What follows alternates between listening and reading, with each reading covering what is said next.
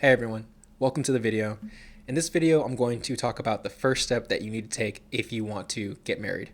Now, marriage is a serious, long-term monogamous relationship. At least that's how it's supposed to be, and that's how I'm framing it in my mind. And so, if you aren't looking for a serious relationship, then this video isn't for you. Now, what is the first step that you need to take if you want to be married? The first thing that you need to do is you have to imagine the kind of relationship that you want to have. And you can do that in two ways. You can imagine the best possible relationship, and you can juxtapose that with the worst possible kind of relationship. And the purpose of doing that is so that way you can clarify for yourself and potentially other people as you're talking with them what it is that you want. The thing about clarifying your goal and clarifying your aim with anything that you do is that it sets your perceptions and also sets the pattern of attention that you're going to bring to bear onto the world. And so, just as an example, when it comes to fitness, let's say that you have the goal of trying to run a marathon. As you are going through your day to day routine, the goal of running the marathon determines the goodness or the badness of your behaviors. So, if you're trying to get better at running and you wake up in the morning and you go out and you run 5 miles, well, that's good because that's pushing you further towards your goal. If you replay that and you didn't get your run in, well, then that's bad. But if you didn't have that goal in the first place, then whether or not you ran really is irrelevant. And so that's why it's very important to clarify your goal with really anything that you're trying to do if you want to accomplish it. So going back to marriage, the first thing that we can do is we could try to characterize what would be the best kind of relationship for us.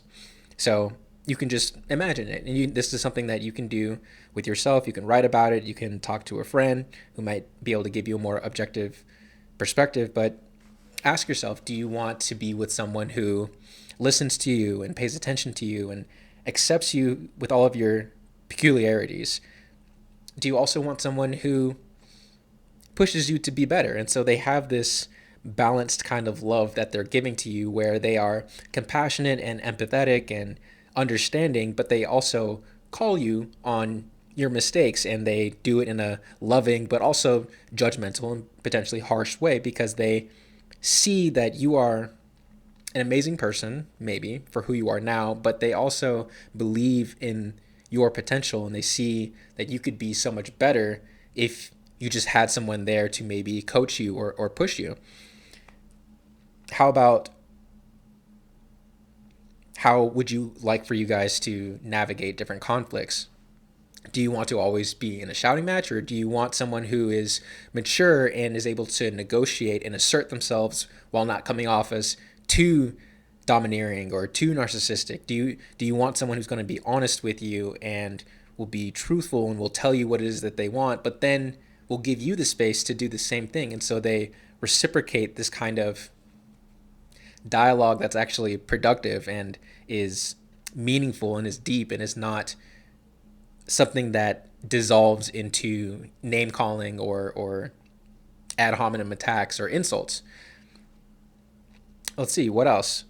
Do you want someone who, when they listen to you, they are skilled in what's called active listening? And so when you're talking to them, do you want to be able to feel comfortable to rant for maybe 10 or 15 minutes and then before they respond, they summarize everything that you just said back to you, and it gives you this insight, this new way of looking at everything that you just said that is better, that helps you understand yourself more.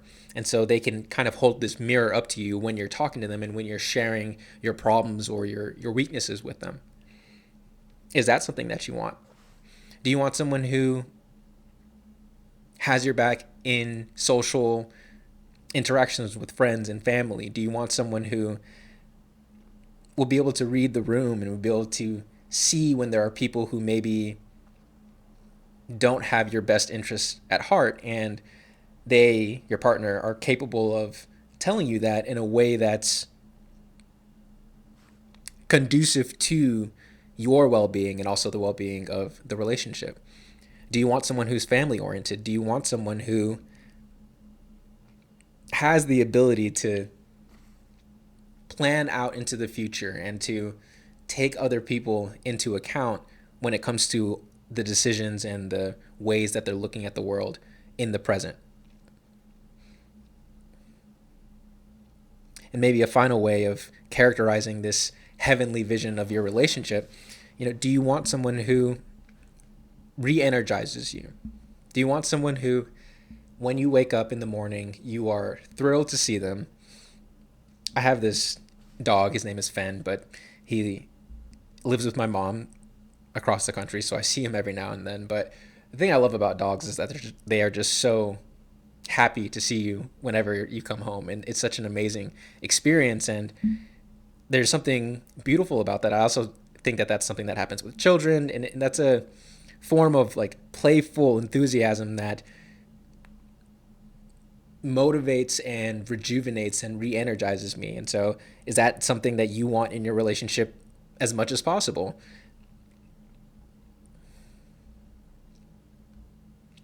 Now, you can imagine the alternative to all of these things. So we have this heavenly vision of our relationship that you've posited, where you want someone who fills you with meaning. You want someone who motivates you to try to be better. They aren't completely submissive to you. They aren't completely, nor are they completely dominant. And they are, in some sense, a perfect balance of loving you for who you are while also pushing you to be better. And they are someone who has your best interest at heart and is willing to sacrifice of themselves for you, so much so that when you look at them, you want to just give them the world. And so that type of mutual reciprocal love for each other can be thought of as our heavenly vision of the relationship. Now we can think about the alternative. We can think about just a horrible relationship that no one would want to be in, but it's helpful to flesh it out and to really think through, potentially from your own experience, what it is that you didn't like in certain relationships, so that way you can be on the lookout for those things in the future. Now imagine, instead of waking up every morning and looking at your partner and just being bathed in their love and being rejuvenated and ready to take on the day, that they make you anxious immediately. They make you frustrated, and they are completely draining you of any enthusiasm. Imagine that anxiety is predicated on a history of both of you not being able to communicate properly, of maybe your partner is always lying or cheating or stealing or going behind your back and deceiving you all the time. So because of their inability to communicate or tell the truth, you are not able to predict them. And so you aren't sure if today is going to be the day that you break up or you get into a huge fight, or something happens that just makes you afraid for your safety potentially. Imagine that you and your partner go out to hang out with your friends, and maybe the night before you had a big fight where you tried to open up to them and you shared many of your weaknesses and vulnerabilities with them. And let's imagine that your partner pretended to care about everything that you were talking about the night before. Now you're at this gathering with your friends, and imagine that your partner starts bad mouthing you to all of your friends and repeating all of the things that you said in private. Imagine this partner takes advantage of you in many ways, most of them you are probably unaware of, but you have a feeling that they are doing something nefarious to you. But every time you try to confront them, they manipulate you and they gaslight you, and they somehow guilt trip you into believing that it's your own fault and that you have to be the bigger person in the relationship. And now, on top of that, imagine that you want to leave them, but every time you try to leave them, they make up some excuse for why, if you leave them, this will be the worst thing to happen to both of you. And they've somehow manipulated you into believing this false reality. That type of hellish relationship, where there's no listening, where there's no love, there's no encouragement, where there's just two people at each other's throats, trying to, I don't know,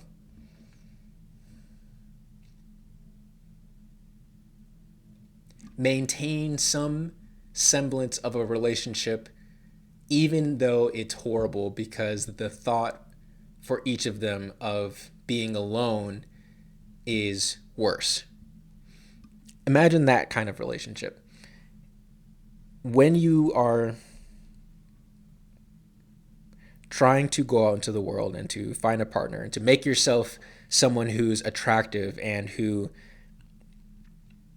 is an individual that many people would line up to try to be with, it's important for you to have these visions of the future in your mind. One where things work out, one where you find a partner who is willing to listen to you and to learn and to solve problems and to have arguments, sure, but not ones that are unnecessary or are unproductive in terms of pushing both of you forward to try to attain your mutual goal.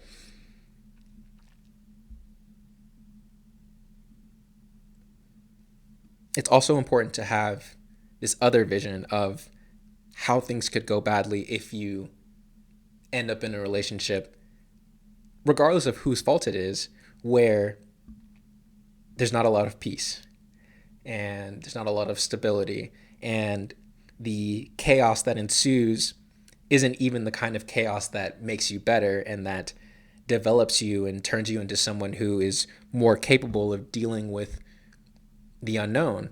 It's just the chaos that's there for the sake of the chaos. Having these two visions in mind as you are navigating the world can help you orient yourself with the different people you're going to meet, with the different opportunities that present themselves to you. And it also helps you orient yourself when you are thinking about who you are as an individual.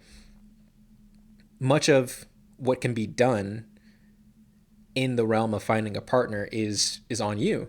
And once you have this pathway laid out where moving forward ideally moves you towards that heavenly vision of that great relationship, and moving backwards moves you towards that hellish vision, then you can ask yourself, what do I need to do to move forward? And what are the things that, if I do them, will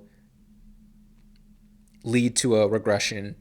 Or what are the things that, if I don't do them, will also lead to a regression? And as you formulate those two visions and then ask yourself that question, different answers will manifest to you. And maybe you'll figure out that, well, you're not the best at communicating. And so now you need to practice, I don't know, learning how to understand people. You need to practice active listening. You need to go talk to Grok or ChatGPT and figure out, how do I become a better communicator? How do I become more articulate in my speech? Or how do I learn to listen to people better? And maybe they'll offer suggestions about the work from Carl Rogers and many of his books, and you'll start there and you'll start reading, and then you'll start practicing active listening. Or maybe it has something to do with your physical attraction. Maybe that's an answer that comes to your mind, and now you want to try to get in the gym and be fit, or you want to fix your diet, or whatever it is. Once you have those two juxtaposed visions in your mind, you can then start asking the right questions to try to develop a plan to make yourself better, so that way you can increase the odds of you finding a serious partner that wants to help you move closer to heaven and further away from hell. So, gonna end it there. Thank you guys for listening. I'll see you in the next video.